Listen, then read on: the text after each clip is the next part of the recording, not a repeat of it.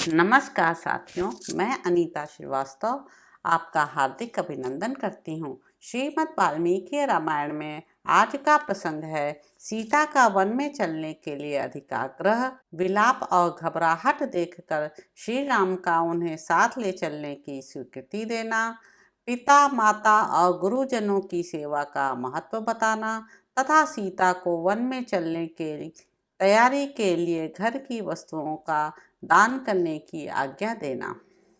श्री राम के समझाने पर मिथिलेश कुमारी जानकी वनवास की आज्ञा प्राप्त करने के लिए अपने पति से फिर इस प्रकार बोली। सीता अत्यंत डरी हुई थी। वे प्रेम और स्वाभिमान के कारण विशाल वक्ष स्थल वाले श्री रामचंद्र जी पर आक्षेप सा करती हुई कहने लगी, श्री राम, क्या मेरे पिता मिथिला नरेश विदेहराज जनक ने आपको जमाता के रूप में पाकर कभी यह भी समझा था कि आप केवल शरीर से ही पुरुष हैं, कार्यकलाप से तो स्त्री ही हैं। नाथ, आपके मुझे छोड़कर चले जाने पर संसार के लोग अज्ञानवश यदि यह कहने लगें कि सूर्य के समान तपने वाले श्री रामचंद्र में तेज और पराक्रम का अभाव है, तो उनकी यह असत्य धारणा मेरे लिए कितने दुख की बात होगी। आप क्या सोचकर विषाद में पड़े हुए हैं अथवा किससे आपको भय हो रहा है, जिसके कारण आप अपनी पत्नी मुझ सीता का, जो एकमात्र आपके ही आश्रित है, परित्याग करना चाहते हैं। जैसे सावित्री द्युमत्सेन कुमार वीरवर सत्यवान की ही अनुगामिनी थी, उसी प्रकार आप मुझे भी अपनी ही आज्ञा के अधीन समझिए। निष्पाप रघुनंदन, जैसे दूसरी कोई कुल कलंकिनी स्त्री पर पुरुष पर दृष्टि रखती है, वैसी मैं नहीं हूँ। मैं तो आपके सिवा किसी दूसरे पुरुष को मन से भी नहीं देख सकती, इसलिए आपके साथ ही चलूंगी। श्री राम, जिसका कुमारावस्था में ही आपके साथ विवाह हुआ है और जो चिरकाल तक आपके साथ रह चुकी है, उसी मुझ अपनी सती साध्वी पत्नी को आप औरत की कमाई खाने वाले नट की भांति दूसरों के हाथ में सौंपना चाहते हैं। निष्पाप रघुनंदन, आप मुझे जिसके अनुकूल चलने की शिक्षा दे रहे हैं और जिसके लिए आपका राज्याभिषेक रोक दिया गया है, उस भरत के सदा ही वशवर्ती और आज्ञा पालक बनकर आप ही रहिए, मैं नहीं रहूंगी। इसलिए आपका मुझे अपने साथ लिए बिना वन की ओर प्रस्थान करना उचित नहीं है। यदि तपस्या करनी हो, वन में रहना हो अथवा स्वर्ग में जाना हो, तो सभी जगह मैं आपके साथ रहना चाहती हूँ। जैसे बगीचों में घूमने और पलंग पर सोने में कोई कष्ट नहीं होता, उसी प्रकार आपके पीछे पीछे वन के मार्ग पर चलने में भी मुझे कोई परिश्रम नहीं जान पड़ेगा।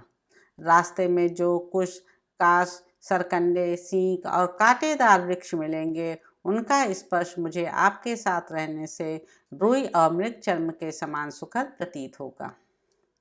प्राणवल्लभ, प्रचंड आंधी से उड़कर मेरे शरीर पर जो धूल पड़ेगी, उसे मैं उत्तम चंदन के समान समझूंगी।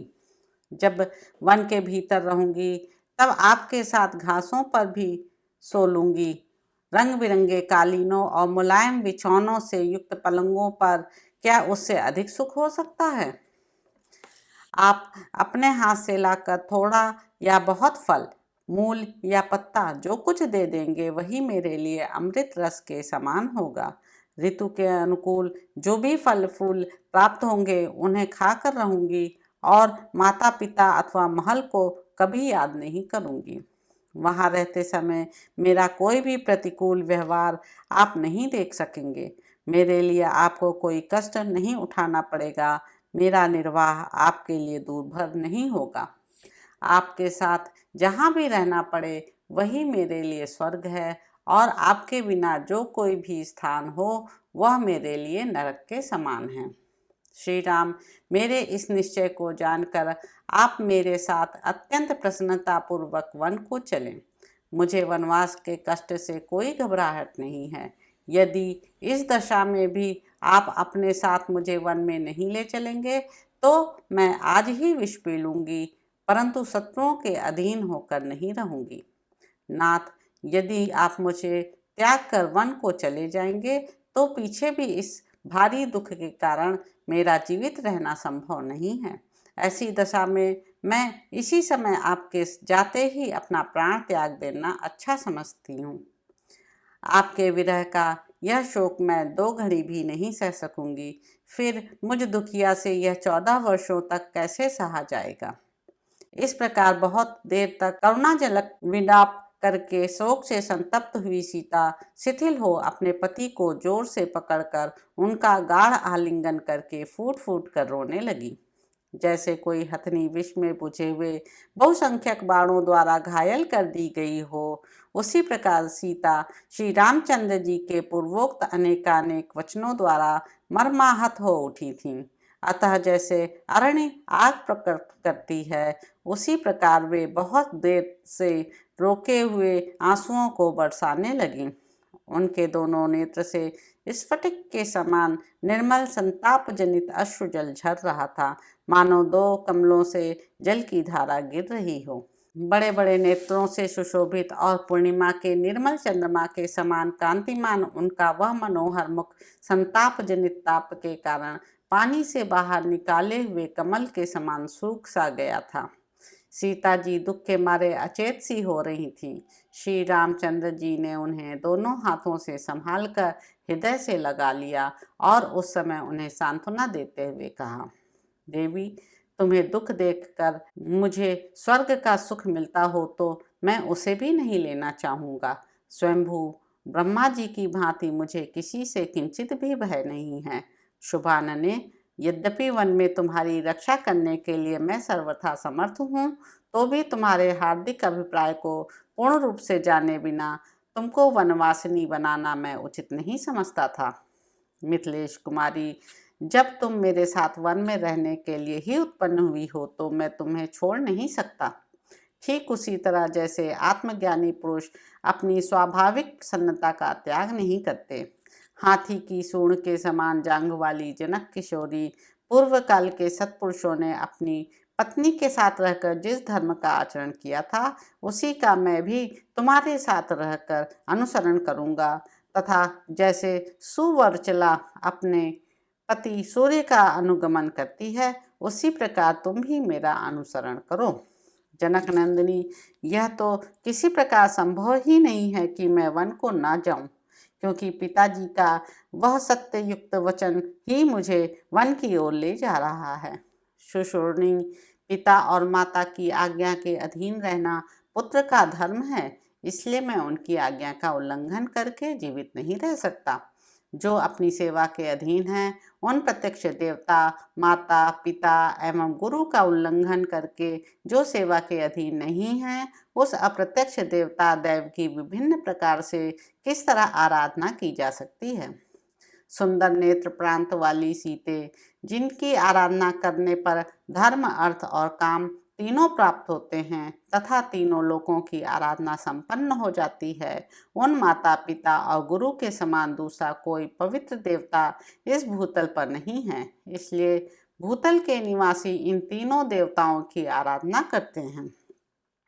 सीते, पिता की सेवा करना कल्याण की प्राप्ति का जैसा प्रबल साधन माना गया है, वैसा न सत्य है, न दान है, न मान है, न पर्याप्त दक्षिणा वाले यज्ञ ही हैं। गुरुजनों की सेवा का अनुसरण करने से स्वर्ग, धन धान्य, विद्या, पुत्र और सुख कुछ भी दुर्लभ नहीं है। माता पिता की सेवा में लगे रहने वाले महात्मा पुरुष देवलोक, गंधर्व लोक, ब्रह्मलोक, गोलोक तथा अन्य लोकों को भी प्राप्त कर लेते हैं। इसलिए सत्य और धर्म के मार्ग पर स्थित रहने वाले पूज्य पिताजी मुझे जैसी आज्ञा दे रहे हैं, मैं वैसा ही वर्ताव करना चाहता हूँ, क्योंकि वह सनातन धर्म है। सीते, मैं आपके साथ वन में निवास करूँगी, ऐसा कहकर तुमने मेरे साथ चलने का दृढ़ निश्चय कर लिया है। इसलिए तुम्हें दंडकारण्य में ले चलने के संबंध में जो मेरा पहला विचार था, वह अब बदल गया है। मद भरे नेत्रों वाली सुंदरी, अब मैं तुम्हें वन में ले चलने के लिए आज्ञा देता हूँ। भीरू, तुम मेरी अनुगामिनी बनो और मेरे साथ रहकर धर्म का आचरण करो। प्राणवल्लभे सीते, तुमने मेरे साथ चलने का जो यह परम सुंदर निश्चय किया है, यह तुम्हारे और मेरे कुल के सर्वथा योग्य ही है। शुश्रोणी, अब तुम वनवास के योग्य दान आदि कर्म प्रारंभ करो। सीते, इस समय तुम्हारे इस प्रकार दृढ़ निश्चय कर लेने पर तुम्हारे बिना स्वर्ग भी मुझे अच्छा नहीं लगता है।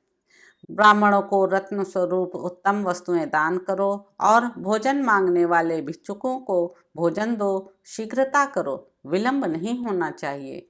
तुम्हारे पास जितने बहुमूल्य आभूषण हों, जो अच्छे वस्त्र हों, जो कोई भी रमणीय पदार्थ हों तथा मनोरंजन की जो सुंदर सामग्रियां हों, मेरे और तुम्हारे उपयोग में आने वाली जो उत्तमोत्तम शैयाएँ, सवारियां तथा अन्य वस्तुएं हों, उनमें से ब्राह्मणों को दान करके पश्चात जो बचे उन सबको अपने सेवकों को बांट दो। स्वामी ने वन में मेरा जाना स्वीकार कर लिया। मेरा वनगमन उनके मन के अनुकूल हो गया। यह जानकर देवी सीता बहुत प्रसन्न हुई और शीघ्रतापूर्वक सब वस्तुओं का दान करने में जुट गई। तदंतर अपना मनोरथ पूर्ण हो जाने से अत्यंत हर्ष में भरी हुई यशस्विनी एवं मनस्विनी सीता देवी स्वामी के आदेश पर विचार करके धर्मात्मा ब्राह्मणों को धन और रत्नों का दान करने के लिए उद्यत हो गई।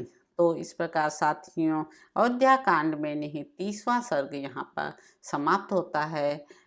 आपका सहयोग सर्वथा अपेक्षित है। धन्यवाद साथियों।